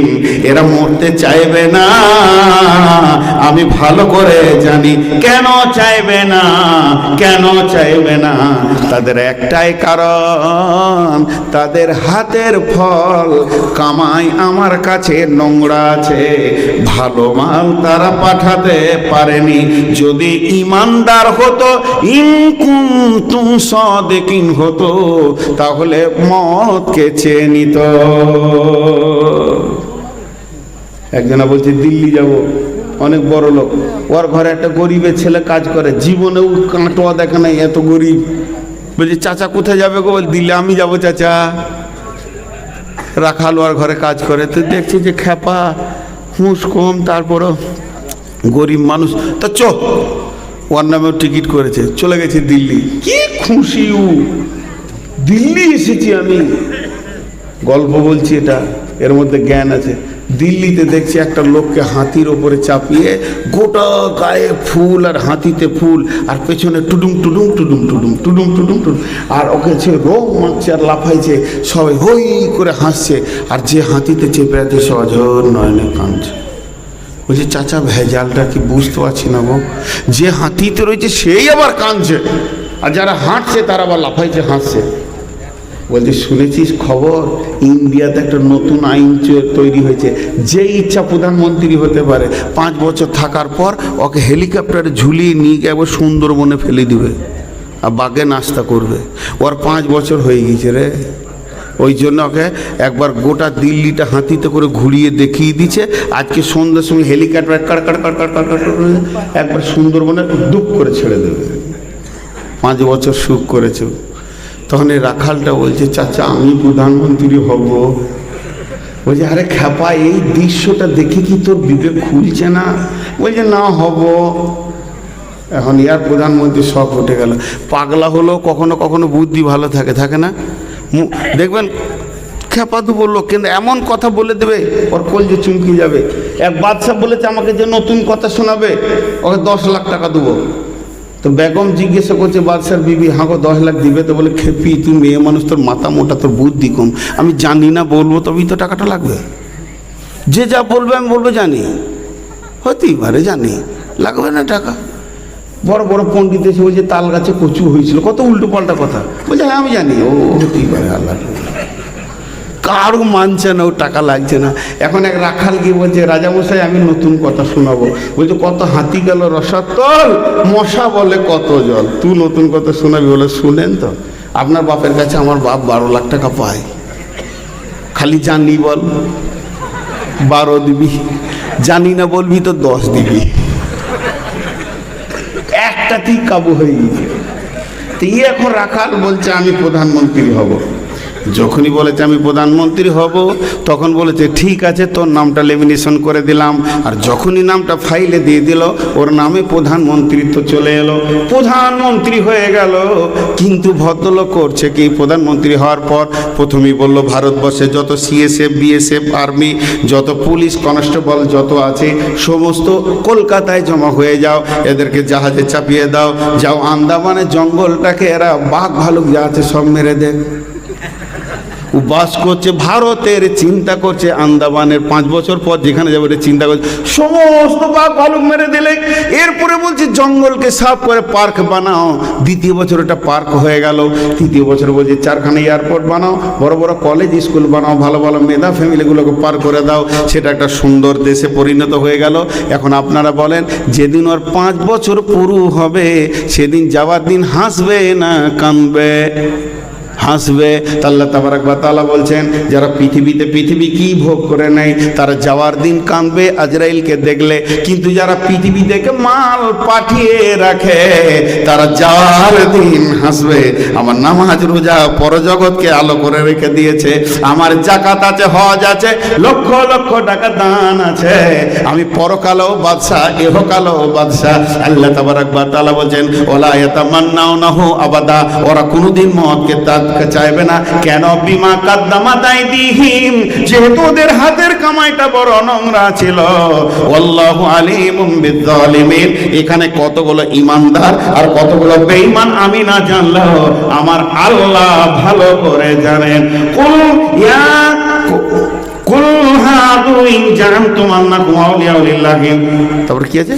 কুল ইন্নাল মাউতাল্লাযী তাফিরুনা মিনহু ফাইন্নাহু মুলাকীকুম সুম্মা তুরাদ্দুনা ইলা আলিমিল গায়বি ওয়াশ শাহাদাতি ফায়ুনাব্বিউকুম বিমা কুনতুম তা'মালুন। জি, আজকে জালসার দিন। পেঁয়াজের বস্তাগুলো দেখেছেন? জাল জাল বস্তা, এক বস্তা আঙ্গুর, আপেল, কলা, চেরি, কিশমিশ করে এনেছে, সিঙ্গারা আছে, ওর ভিতরে রুটি আছে, ডজন ডজন কলা আছে, ওই মাঝ সাথে রেখেছে, মোটরসাইকেল করে নিয়েছে। আজান হয়ে গেছে, নামাজ পড়তে শুরু করে দিয়েছে, কিন্তু মুখটা বাঁধানো একটা ইঁদুর ঢুকে গিয়েছে। হেড মালানো এসে বলছে হ্যাঁ তো মুখটা যে খোলা, বেঁধে দেওয়া, তারপর ট্রেনে বেঁধে দিয়েছে, মাল কিন্তু ভিতরে, ট্রেনে বেঁধে দিয়েছে মুখটা, মাল ভিতরে। তো ইঁদুরটা বলছে সুবহানাল্লাহ, এত খাবার আমার, আমি আজকে জালসার দিনে এত বড় মেহমান, কোনো খাবারটা বাকি নাই গো, মার্কেটে সব আমার।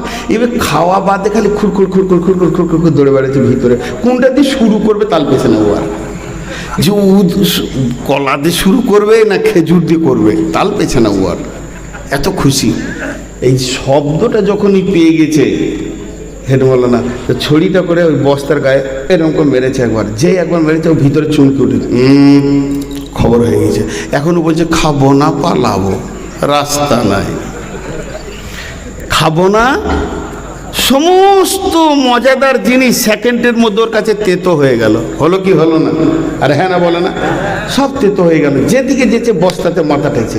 আল্লাহ তাবারাক ওয়া তাআলা বলছেন কুল ইন্নাল মাউতাল্লাযী তাফিরুনা মিনহু ফাইন্নাহু মুলাকীকুম, হে বিশ্ববাসী, ছেলে পিলে, বউ বেটি, জমি জায়গা, স্ত্রী পুত্র কন্যা, নাতি পোতা, সোনা দানা, টাকা পয়সা, পুকুর বাগান, জমি জায়গা নিয়ে তুমি আনন্দ আত্মহারা হয়ে আছো। যখনই আজরাইল এসে চুটকি বাজিয়ে দেবে তুমি চুমকে উঠে বলবে আমার দিন হয়ে গেছে, পালাবার চেষ্টা করবে, কিন্তু তুমি মতের বস্তাতেই ভরা আছো, যেদিকেই ধরবে মত দেখতে পাবে, উপায় নাই, মত তোমাকে মোলাকাত করবে। পৃথিবীতে দুইটা ট্রেন আছে, এক্সপ্রেস ট্রেন আর লোকাল ট্রেন। লোকাল ট্রেনের নাম হলো হায়াত।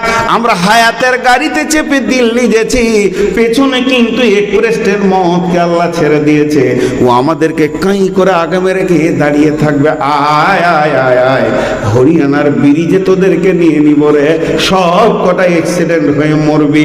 মত এত গতিশীল, আপনার আগে গিয়ে ঠিক টাইমে আপনার আগা ঘেরে নেবে। আমার আল্লাহ বলছেন তারপরে মত কি করবে? মতের এটা ক্ষমতা নাই যে আপনাকে জাহান্নাম দেবে জান্নাত দেবে। মত সুজা নিয়ে গিয়ে আলিমুল গায়বি ওয়াশ শাহাদাতি, আল্লাহর কাছে আপনাকে দিয়ে দেবেন। আর আমার আল্লাহ ফায়ুনাব্বিউকুম বিমা কুনতুম তা'মালুন, আপনি সারা জীবনে কি কি গুনাহ করেছেন সব শুনিয়ে দেবে। মত এমন একটা জিনিস।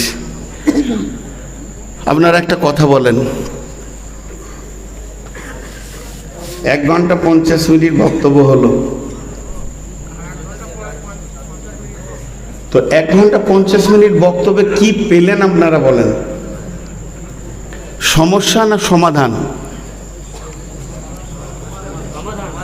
না, সমস্যা। আমি তখন থেকে খালি বলেছি মরতে হবে, মরতে হবে না, একটা গলি দেখিয়ে দেবো তবেই তো বক্তা। সে রাস্তা তো দিচ্ছি না, খালি ভয় দেখাইতেই রয়েছি, তো লাভটা কি হলো? কথাটা বুঝাতে পারলাম? এতগুলি লোক এবার হ্যাঁ নাও বলছে না, 1 ঘন্টা 50 মিনিট কি ছিল? সমস্যা। এবার সমাধানের হাদিসটা বলি। বিসমিল্লাহির রহমানির রহিম।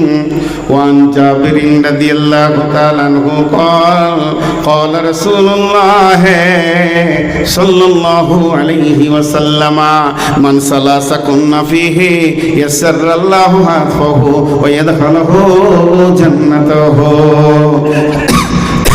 হযরতে জাবের আর জুবাইর দুইজন শহীদ সাহাবী ফোরাত নদীর তীরে শুয়ে আছেন। হযরতে জাবের একজন বিখ্যাত সাহাবী, শহীদ সাহাবী। তিনি বলছেন আল্লাহর নবী বলেছেন পৃথিবীতে যদি কেউ 3খানা কাজ করে যেতে পারে, মান সালাসা কুন্না ফিহে, এই পৃথিবীর বুকে যে 3টে কাজ করবে আল্লাহকে 2খানা প্রাইজ দান করবে। 2টি এত সুন্দর প্রাইজ দিবে। ওই প্রাইজ 2টি কি? ইয়াসসারাল্লাহু হাতপাহু ওয়া ইয়াদখালাহু জান্নাতাহু। মত হবে আসানে আর হাসতে হাসতে জান্নাতে যাবে। একটা বাচ্চা যখন কাঁদে, জিদ করে কাঁদে, আর মা যখন তাকে দুধ খাওয়াতে শুরু করে, ওই বাচ্চাটা গু গু করে কাঁদতে কাঁদতে যেমন ঘুমিয়ে যায় আর রঙিন স্বপ্ন দেখতে শুরু করে, একটা জান্নাতির মত হবে অতি আসানে এবং সে অতি আনন্দে পৃথিবী থেকে চলে যাবে। একটা জান্নাতি মরবে তো হাসতে হাসতে মরবে, তার কারণ পৃথিবীতে মরার আগে তাকে শুনিয়ে দেওয়া হয় তুমি জান্নাতে চললে। আজরাইল আর সে দুইজন বুঝে, পৃথিবীর কেউ বুঝে না। আজরাইল এসে বলে ইয়া আইয়তুহান নাফসুল মুতমাইন্না, হে ইতমিনান ভালো আত্মা, ইরজিই ইলা রাব্বিকি রাদিয়াতুম মারজিয়া, তুমি ফিরে চলো তোমার রবের দিকে, তোমার রব তোমার উপরে রাজি আছে। এখানে যতগুলি লোক আছেন এখন যদি বলি মরতে হবে, কেউ চাইবেন না, কিন্তু একটা কথা বলবো, এখনই মরতে চাইবেন। আমি কোনো নবী নই, আমার দাবি হচ্ছে আমি শেষ নবীর উম্মত, এটা আমার দাবি। কিন্তু বুঝানোর জন্য বলছি, বুঝানোর জন্য, একটু বুঝানোর জন্য বলছি।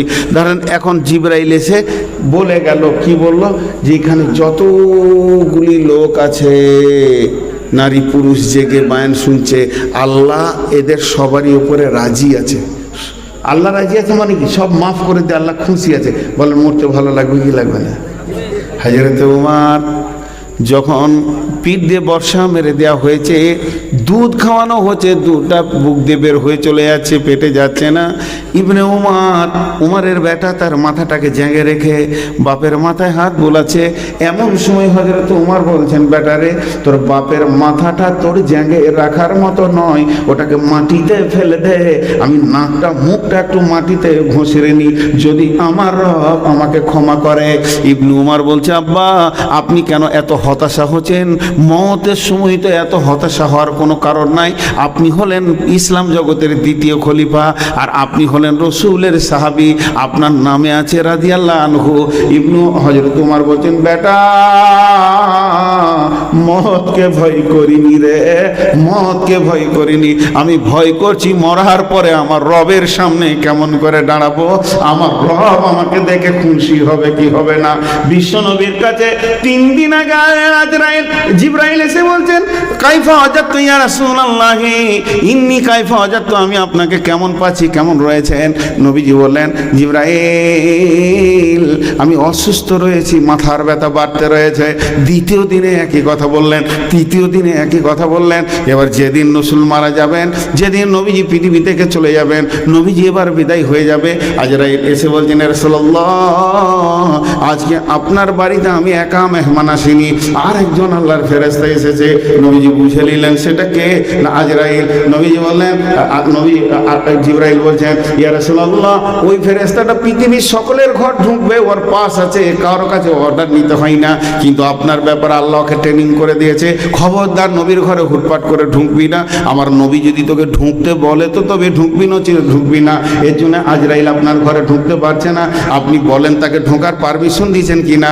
আল্লাহ নবী বলেন, জিবরাইল আমার আল্লাহর কাছ থেকে আমাকে একটা বার্তা এনে দাও। যতক্ষণ পর্যন্ত বার্তাটা না এনে দেবে আমি ওকে বাড়ির ভিতরে আসতে দেব না, আমি অর্ডার দেব না। বার্তাটা কি? যে আমি মরে যাওয়ার পর আমার উম্মতের সঙ্গে কে থাকবে? জিবরাইল ধরে গেলেন তুরত আর আল্লাহর কাছে খবর এনে বলেন, ইয়া রাসূলুল্লাহ, আল্লাহ বলেছেন স্বয়ং আমি তোর উম্মতের সঙ্গে থাকবো। নবীজি খুশি হয়ে গেলেন। এরপরে নবীজি আয়েশার দিকে দেখছেন, ফাতেমার দিকে দেখছেন, এবং সময় জিবরাইল আমিন বলে দিলেন, ইয়া রাসূলুল্লাহ, যখন আমি আল্লাহর কাছ থেকে এলাম আপনার বার্তাটা নিয়ে, আমি আমার রবকে দেখে এলাম। আজকে আপনি যাবেন, এর জন্য যেন আমার আল্লাহ খুশিতে আনন্দে ছটফট করছে। এই কথাটা নবীজি যখন শুনে নিলেন, তখন আজরাইলকে বলছে, আজরাইল রে, আর দেরি নয়, এখনই আমাকে আমার বন্ধুর কাছে পৌঁছে দাও। আল্লাহ রসুল দুইটি কথা শেষকালে বলেছিলেন, একটা বলেছেন আসসালাত আসসালাত আসসালাত, আর একটা বলেন ইয়া রাফিকাল আলা ইয়া রাফিকাল আলা ইয়া রাফিকাল আলা। তার মানে বিশ্ববাসীকে বলে গেল তোমরা নামাজকে ঠিক ধরে রাখবে, নামাজকে ধরে রাখবে, নামাজকে ধরে রাখবে।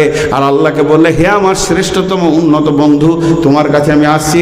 এই বলে নবীজি বিদায় নিলেন। অর্থাৎ মত এমন একটা সাবজেক্ট, পৃথিবীর সবাইকে ছাড়তে হবে।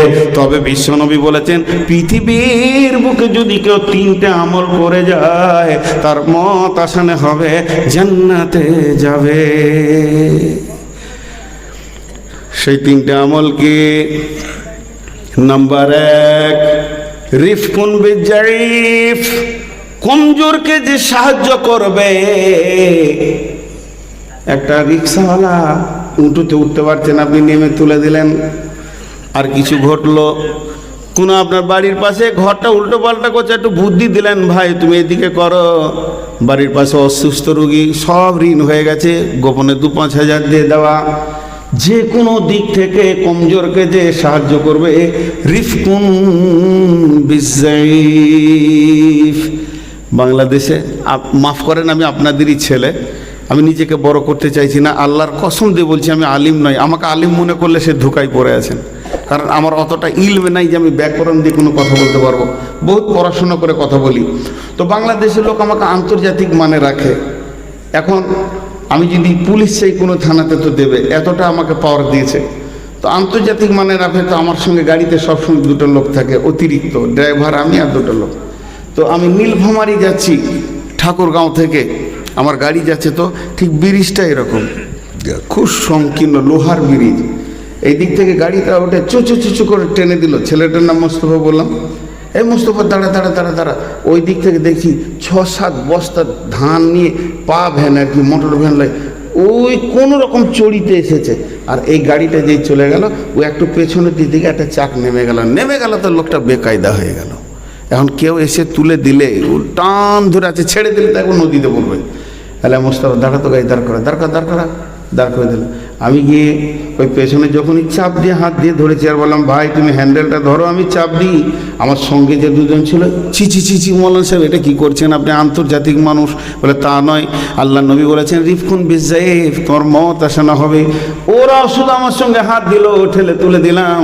হেরি পশ্চাতে চাহি তুমি চলিয়াছ রৌদ্রদগ্ধ দুর্মরুপদ বহি, জেরুজালেমের কেল্লা জিতায় আছে অবরোধ করি, বীর মুসলিম সেনা দল তব বহুদিন মাস ধরে, দুর্গের দ্বার খুলিবে তারা বলেছে শত্রু শেষে, উমার যদি গো সন্ধিপত্রে স্বাক্ষর দেয় এসে, হায়রে আদেক দারার মালিক আমিরুল মুমিনিন, শুনেছে খবর একা একে উঠে চলেছে বিরামহীন, সাহারা পাড়ায় ঝুলিতে 2খানা শুকনো খুব জরুটি, একটি মশকে এতটুকু পানি, খোরমা 2-3 মুঠি, প্রহরীবিহীন সম্রাট চলে একা উঠে চড়ে, চলেছে মাত্র একটি গোলাম উটের রশি ধরে, মরুর ঊর্ধ্বে সূর্য আগুন বৃষ্টি করে, সেই সে আগুন তাতে কৈসম ফুটে বালুকার বড় পরে, কিছু দূরে যেতে উঠ হতে নামি, কহি গোলামের ভাই কিছু দূর যেতে উঠ হতে নামি। উমারের মতো ব্যক্তিটা উঠ থেকে নামলো, নামার পর গোলামকে বলছে, কহিল গোলামের ভাই পেরেশান বড় হইয়াছে চলিয়া, এইবার আমি যাই। উটের রসিয়ে ধরিয়া অগ্রে উঠে বসো উঠে, তপ্ত বালুতে চলে যে চরণে রক্ত উঠেছে ফুটে, তুমি যে এতক্ষণ গরম বালিতে চলেছ, তুমি একবার একবার উঠে চাপো, আমি আমিরুল মুমিনিন খলিফাতুল মুসলিমিন, এবার উটের লাগাম ধরে হাঁটবো। তখন ওই গোলামটা বলছে, ভিত্ত দস্ত চুমে কাঁদিয়া কহিল, এখনই আদেশ করেন কেমনে আপনি। গোলাম রহিবে উটের পিঠে আরাম করিয়া বসি, আর হেঁটে যাবে খলিফা উমার ধরিয়া উটের রসি। খলিফা ফিক করে হেসে দিলেন, না হাসলেও চাপতে পারছে না, ভয় খেয়েছে, এই জন্যে ফিক করে হেসে বলছে। খলিফা হাসিয়া বলে, তুমি জিতে গিয়ে বড় হতে চাও ভাই রে, এমনই চলে। রোজ কিয়ামতে আল্লাহ যেদিন বলিবে, উমার ওরে করিনি খলিফা মুসলিম জাহানের তরে সুখ তরে তোরে, কি জবাব দিব, কি করিয়া মুখ দেখাবো রসুলের ভাই, আমি তোমাদের প্রতিনিধি মাত্র, মোর অধিকার নাই। আরামে সুখের মানুষ হইয়া মানুষের নিতে সেবা, ইসলাম বলে সকলে সমান, কে বড় ক্ষুদ্র কে বা। গোলাম চড়িল উটের পিঠে, উমার ধরিল রশি, মানুষে স্বর্গে তুলিয়া ধরিয়া ধুলাই নামিল শশী। নারে তাকবীর। চরিত্র দেখেন কিভাবে কমজোরকে সাহায্য করতে হয়। বিশ্বনবী বলেন, যখন তুমি কমজোরকে সাহায্য করবে তখন তোমার মত আসনা হবে, হাসতে হাসতে জান্নাতে যাবি। নাম্বার 2 আমাল সাফকাতুল ওয়ালিদাইনি, মা বাপের সঙ্গে অঙ্গ ভঙ্গিতে বচন ভঙ্গিতে তাদের কলিজাগুলোকে ঠান্ডা করে রাখতে হবে। দুপুরবেলায় ভাতটা খেয়ে বেরিয়ে গেছে ব্যাটার বল নিয়ে, বাপ জিজ্ঞেস করছে, কোথা যাবি রে? বাপের ভলিউমটা 10, কোথা যাবি রে? তখন ওই ব্যাঁকা এইদিকে ঘাড় করে, আর এইখানে সেই জুতোর বিরাজ কটা এইদিকে ঝুলিয়ে দিয়ে বলছে, তোমাকে বলতে হবে। এর আবার 90, ছেলেরা বাপ মানছে না। তখন ছেলে বাপ আবার হালকা করে বলছে, যা যা মানে ডাম্পারে চাককে যা। মা বাবার শান্তি নাই ছেলেকে নিয়ে। চুল রেখেছে ছেলেগুলো, সারা খালি মনে হচ্ছে জুতোর বিরাজ রয়েছে মাথায়, সব কি আজীব ব্যাপার। জি আবার এইখানে তা বেশ, যাই হোক, অঙ্গভঙ্গি দিয়ে মা বাপের কলিজা ঠান্ডা করা কেমন? মা যদি একবার আপনার নাম নেয়, আপনি অন্তত 5 বার মাকে পাল্টি দেন, দেখেন কলিজা ঠান্ডা হবে। মা বলেছে, রফিক রে, শুধু একবার বলেছে রফিক, আপনি বলেন জি মা কেমন আছেন মা? মা বলেন, মা আমি রফিক হাজির আছি। মা মা আমার মা শোনা, মা কি বলছেন? মা, মায়ের কলিজা ঠান্ডা হবে। আব্বা যদি বলে, রফিক এ রফিক, জি আব্বা কি বলছেন? আব্বা আব্বা বলো, আব্বা তোমার কি দরকার? আব্বা আমি তৈরি আছি, যা বলবে তুমি বলো আব্বা। আব্বাকে 5 বার আব্বা বলেন, মাকে 5 বার আব্বা মা বলেন। মায়ের আর আব্বার কলিজা যখন ঠান্ডা হয়ে যাবে, দয়ার নবী বলছেন, আজরাইল তোকে কষ্ট দেবে না রে, তোর মত আসানে হবে, হাসতে হাসতে জান্নাতে যাবি। Number 3 Ehsanul Mamluk. মামলুক বলতে কিনা গোলামকে বোঝায়, কিন্তু এখন তো শির করতে গিয়ে বলতে হবে যেগুলো কাজের লোক। আপনি বিলাসিতার বিল্ডিং বানাচ্ছেন, আর পেটের দায়ে একজন 8টা করে ইট নিয়ে 3 তলা উঠছে, সিমেন্টের বস্তা নিয়ে উঠছে, ওটা আপনার বিলাসিতার ঘর। ওই বস্তাগুলো বয়ে, বালি বয়ে, বিকেল বেলায় 300 টাকা নিয়ে তার ভিতরে 2টো চকলেট কিনে ছেলেদের সামনে যায়। তাদের ছেলেরা জানে না যে আমার বাপ গাধার মতো খেটে পয়সাটা এনেছে, সেই কেসিতে তার স্ত্রী খায়, ছেলে পিলে খায়। এই লোকটাকে খবরদার ধমকায় না, তার কলিজাটা শুকিয়ে যায়। সেই লোকটার সঙ্গে যদি তুমি ভালো ব্যবহার করো, সে যেদিন তুমি মরবে, তোমার কাজের লোক, তোমার লিভার, তোমার জমিতে যে নিরান দিয়েছে, তোমার যে বীজ মেরেছে, তোমার দোকানে যে সেলসম্যান করেছে, তোমার গাড়ি যে ড্রাইভার ছিল, অঝর নয়নে কানবে, এত সুন্দর মালিক পৃথিবী থেকে চলে গেল। এই রকম চরিত্রের মানুষ যদি তুমি হতে পারো, তাহলে জেনে না মত আসানে হবে, হাসতে হাসতে জান্নাতে যাবি। 3টে সমাধান দিলাম।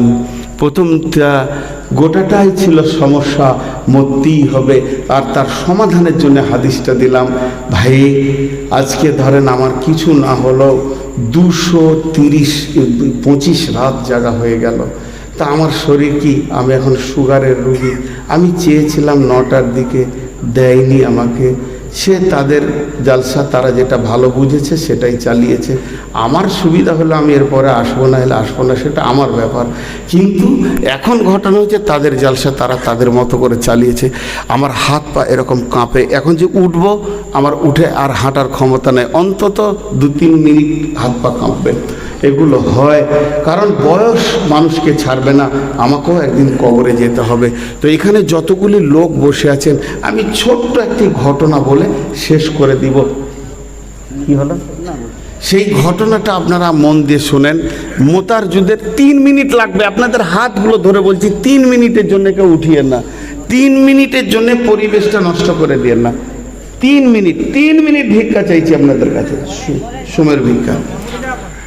মোতার যুদ্ধে আল্লাহ রসুলের কাছে গোয়েন্দা খবর এলো যে কোরআনের ওপরে হামলা চলবে, মানে কোরআনকে পৃথিবী থেকে উঠাও, সাহেবরা বলছে কোরআনকে প্রতিষ্ঠিত করো।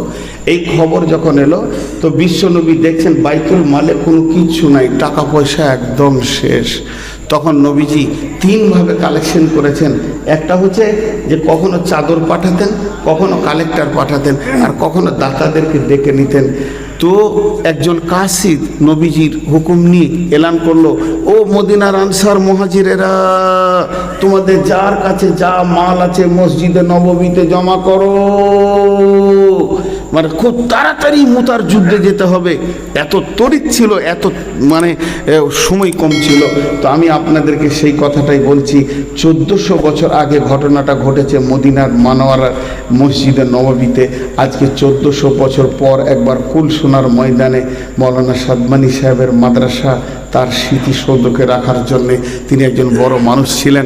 তা আমরা আমাদের ইতিহাসগুলো একটু যদি দেখতে যাই, তা আমরা সেই সাহাবীদের বংশেরই মানুষ।